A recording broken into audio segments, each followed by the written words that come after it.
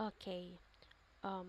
So we will continue our discussion. So this topic, so we finish our discussion for our prelim. Now we were going to proceed sa ating nga midterm topics, which is the market segmentation, market targeting, and market positioning, or the STP. So, basis for segmenting the market. So, we have the demographic segmentation, psychographic segmentation, behavioral segmentation, geographical segmentations. So, first, when we say demographic segmentation, so ibig sabihin, dividing the market based on variables such as age, no, gender, income natin, kung anong obra natin, no, education, religion, nationality, etc. So, ang sarang example kang demographic segmentations is example abi no, a company might target young no or mga urban professionals with a higher income for a luxury product. Okay? So, ibig sabihin ka demographic segmentations ay ang mga, kumbaga ikaw nga company no, gina-target mo, ang imo nga product is naka-base or may target ikaw, for example, kung ang target market mo is based sa edad ka mga teens abi no or adults man na no, kung ang target mo nga ginabaligya mo is based sa gender na no, kung ang target mo is mga bayo para sa bahin no, mga bayo sa lakin, of course no, pag ginhambal natin nga income no, so kung higher earner ta na imo kara, so ang ikaw nga company is ginabaligya mo para sa mga Dior do mga mga Gucci, Prada no, kaya ang imo nga target market is the higher earners no. So mo ra ginatawag nga demographic segmentation. Okay, so you basic factors like age, gender, income, and occupation, etc. So how about psychographic segmentation? So pag inhambal natin ng psychographic segmentation, so grouping consumer based on their lifestyle, interests, opinions, attitudes, and values. So ibig sabihin, gina-base natin ang atin nga mga consumer based sa andang kung ano ang lifestyle may dyan sanda, kung ano anda nga interest no, ano anda nga gusto, ano anda nga mga opinions, ano ugali nanda kag ano anda nga paniniwala. So examples is a brand targeting environmentally conscious consumers who value sustainability. So pwedeng ano ba ang mga brand nga ga-target ka mga consumers nga ga-values ka sustainability. No, or let's say ang bala natin interest no sa sports no, so plus ka Nike no ga-target sanda ka mga ang Nike is nagaproduce ng naka products nga into sports, so ang target market nanda is ang mga consumers nga into sports no, ang interest nanda is into sports no. So amor ang psychographic segmentation. So when we say behavioral segmentation, so segmenting based on consumers behavior such as usage patterns, brand loyalty, benefit thoughts, occasions, no, etc. Okay, so sa nga example kang behavioral segmentation is ang mga gym goers bala, or a gym might target people who exercise frequently versus those who occasionally gym goers. So ano taho nga nagpatindag ka man ka gym, kay of course ang imo nga target market is sa mga taho nga hilig gusto da fit ang anda nga lawas. Sige, ang target ang consumer mo is ang mga taho nga hilig mag-exercise. Okay, so ibig sabihin, gina-base mo ang consumers mo on how they behave or how they use the product. So next is the geographic segmentation. So dividing the market based on how geographical units such as region, city size, population, density, climate, no, etc. So, ibig sabihin, no, pag hinambal natin ng geographic segmentation, nag-base kita sa lugar, no, or where the people are located. So, for example, no, a company might target coastal regions for beach-related products and colder regions for winter wear. So, pag hinambal natin nga coastal regions, no, for beach-related. So, usually, ang mga ginabaligya, igtorian is mga two-piece, no, mga beachwear. And kung ang sa kalugar man nga like say sa mga colder regions no, so sara nga ginabaligya ng darigtora is mga winter wear no, mga jackets no, mga gloves and everything. So naka-based sanda sa geographical segmentations. So, next is the requirement for effective segmentation. So, we have measurability, accessibility, substantiality, differentiability, actionability. So, first, we have the measurability. So, the segment should be quantifiable in terms of size and purchasing power. Okay? So, segments should be easy to measure in terms of size and buying power. So, next is accessibility. Marketers should be able to reach and serve the chosen segments effectively. Okay? So, next is um, sub substantiality. So, ibig sabihin, segment should be big and profitable enough to make targeting them worthwhile. And differentiability, segment should respond differently to marketing strategies.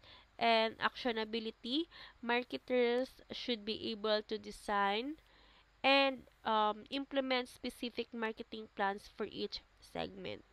So next, we have the market segmentations and targeting process. Okay, so marketing segmentation and targeting process. So we have um,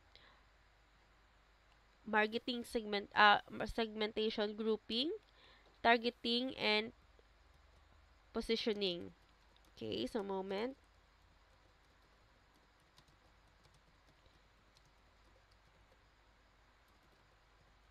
Okay. So when we say um targeting, or let's say market segmentation and targeting process. So this is like no sorting candies into different jars based on their color. So kumbaga ginapain-pain mo no, so you group consumers together who have similar needs no, mga parehas ang andang interest or andang traits no. For example, if you're selling a smartphones, you might group consumers who prioritize ang gina-prioritize na ang dynamic ang quality kang camera into one segment, and those who prioritize battery life into another. Okay? So, targeting, no? So, once you've sorted the candies, for example, no, you pick which jars to focus on. Similarly, in targeting, you select which segments of consumers you want to pay attention to based on factors like their size, growth potential, and compatibility with your offerings. So going back to the smart mode example kaina, no, if your company specializes in high-end smartphones, no, you might target the segment of consumers who are willing to pay, no, or willing nga magbayad ka premium or mas mahal for top-notch features. For example, an online streaming service might target the segment of consumers who enjoy watching ka mga sci-fi movies wala or the fantasy movies because they have a high subscription rate and are likely to be loyal customers. Okay? So next we have um we have positioning. So positioning now no developing a clear positioning strategies to differentiate the brand and create a distinct image in the minds of the target consumers. So now, uh, it's time to, or related kina sa sangka example, no? It's time to make your candy jar stand out. So, kadya sa positioning, paano mo rin i-position na yung mga product, paano tayo na mag-stand out sa market. So, positioning is about creating a distinct image or perceptions of your brand in the minds of your chosen target consumers or your buyers, no? So, you want them to think of your brand first when they think about a particular need or want. So, for instance, if your skincare products are all about using natural ingredients and being eco-friendly, so you'll want your target consumers to associate your brand with sustainability and effectiveness. Okay? So, for example, no, Volvo, no. So Volvo is a company, no, one of the companies. So Volvo has positioned itself as the safest car brand by consistently emphasizing safety features. So, ang anda nga gina-highlight sa anda nga product is ang safety features kanu kang sarakyanan da. So, in its marketing campaigns and product messaging. No? So, when people think about safety in cars, ang una nga gasilit sa paminsaran ninda is the Volvo. No? So, in essence, segmentations help you understand who your consumers are, kung sino ang imo nga buyers, no? Targeting also helps you nga maka-decide kung diin ikaw ma-focus, and positioning helps you to stand out in their minds as the best choice for their needs, no? So, ang positioning is nagahambal kanimo or nagabulig kanimo para kung paano mo himuon nga mag-stand out ang imo nga product, no? Sa imo nga consumers. Okay, so next we have the market segmentation. We have the market position strategies. So product attributes or benefits. So positioning based on specific product features or benefits that differentiate it from competitors. So, ibig sabihin, kang product attributes or benefits, highlighting specific features or benefits of the product. So, kailangan may stand out gito sa product mo. Dapat may saragid yung karangan nag-highlight, no, para magkilala ang imo nga product, no. Excuse me. So, example karaan kay nakanghabal ko is the Volvo, no. So, ang Volvo is gina-position andang nga product as the safest car. Okay, so price and quality. So positioning based on offering superior quality at a higher price or offering lower prices for comparable quality. So positioning based on offering better quality at a higher price or vice versa. So, sa nga example kang price and quality is the Rolex, no? So, ang Rolex, gina-position ng daang anda ko kaugalingan as a luxury brand with high quality watches. So, kung baga gabayad ka man sa quality nga watches, no? So, di ba, hindi ka man kaya, ang presyo ka Rolex is million. Sometimes, billion pa, no? Because gina-position ng daang anda nga product is high quality, gid man, no? So, next is the usage or application. So, positioning based on a specific use or application of that product. So, gina-position mo ang imo nga product based sa kung ano ra ang gamit na, no?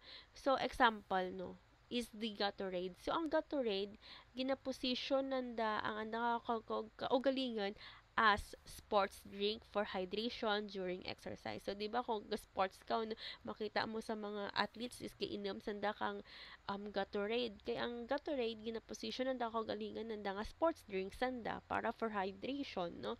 So, next is the user or customer category. So, targeting or positioning based on targeting a specific user group or customer category. So, ibig sabihin is gina-target mo you target a specific group of users, no? So, example karaan is the Barbie dolls, no? So, ang Barbie dolls, ang gina-target ng karang consumers is the young girls, no? Ang mga bata, no? So, bata naman ang hilig magsipal ka Barbie dolls, no? So, amo rang natawag nga user or customers category. So, next we have the competitor comparison. So, positioning based on comparing the product directly with competitors, highlighting advantages. So, ibig sabihin, yung gina-position mo ang imo nga product by directly nga gina-compare mo ang product mo sa imo nga kung kakumpetensya. So, example is the Pepsi and the Coca-Cola. So, Pepsi challenge, no, gina-compare nanda ang anda nga lasa sa may Coca-Cola. Okay, so parehas naman sa dakar nga soft drinks, no, pero amo ang anda nga competition, no, gina-compare ang lasa sa lasa kang sara, no. So that is competitor comparison. So next we have the cultural symbols. So, cultural symbols, positioning based on associating the product with certain cultural symbols or values. So, ibig sabihin, kina-associate ng anda nga product with certain cultural symbols or values. So, example, no, the Nike company. No, so, si Nike company, gina-associate ang anda nga kagalingan with athleticism and inspiration. Okay, so those are the market positioning strategies, product attributes or benefits, price and quality, usage or application, user or customer category, competitor comparison, and cultural symbols.